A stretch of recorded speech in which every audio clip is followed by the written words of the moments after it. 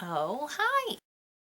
This week I'm going to show you how to make a X-Wing Rebel Alliance fighter pilot Empire waisted dress shirt. That's a lot of words. I'm going to make a dress or shirt depending on length, inspired by the orange and white suits that the pilots wear. Those Red Squadron motherfuckers. Here's what you need.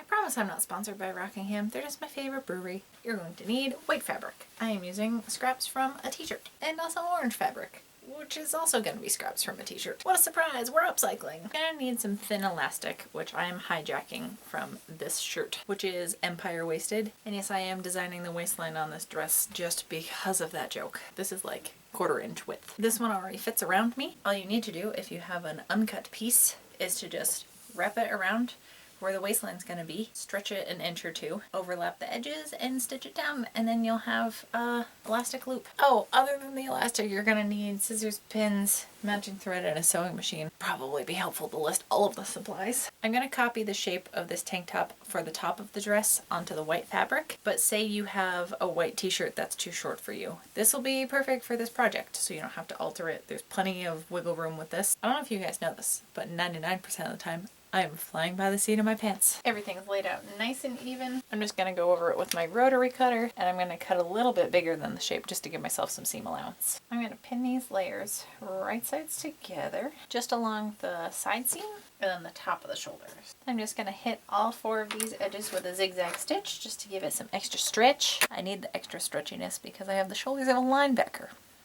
Well, I opened up the neck hole a little bit more. This clavicle will not be contained. Then I'm going to roll over the edges once or twice and do some top stitching to hem it. Both armholes and the neck hole. I kept the orange thread in the machine, I didn't feel like changing it again. Plus, I think it adds a nice detail. I actually kept the stitches pretty even, but now we're gonna cut up the orange shirt. Now obviously just work with what you have. If you happen to have a big thing of orange fabric, cool, you can definitely make this into a full-length dress. I'm actually gonna pin the bottom hemline together. I'm also gonna go ahead and cut off this neckline because it has this like ruching situation and that's bunching up the shirt more. Oh hell yeah, that opened this way up.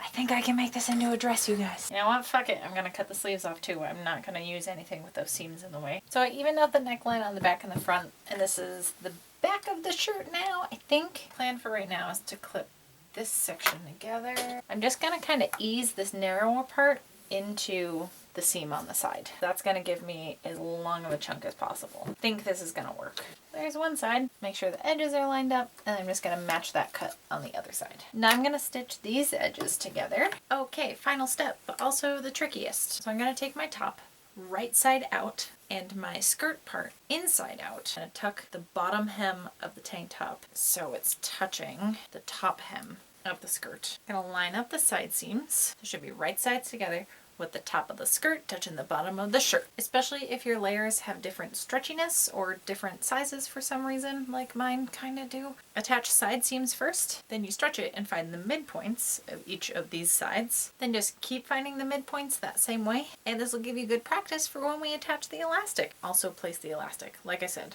the exact same way. Just stretch it and keep finding the midpoints. And when you do go to sew everything, you're gonna stretch it so all of the layers are laying flat. A zigzag stitch, and take your goddamn time. And that should attach both layers together and put the elastic in. So 2 in 1, 3 in 1, whatever. And now the moment of truth. Not too goddamn bad. I do look like Halloween candy though. This is the issue with Empire waisted dresses, is it really showcases this situation if you have one. This was such a winged project, no pun intended. I really enjoy Star Wars, but I'm not gonna claim to be like a big Star Wars nerd. All of that credit goes to Mara Jade Assassin, aka the lovely lady that did all of my graphic design, like my cover banner and my logo, and she's just the nicest human on the planet. While I'm shouting people out, huge shout out to Ben, you're the coolest kid.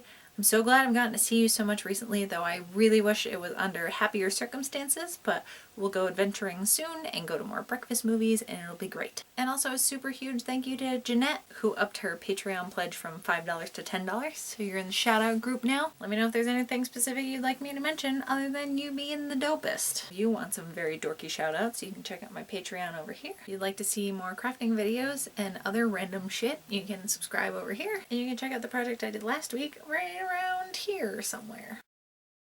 Also, yes, I did cut all my hair off, so cowlick's still present though.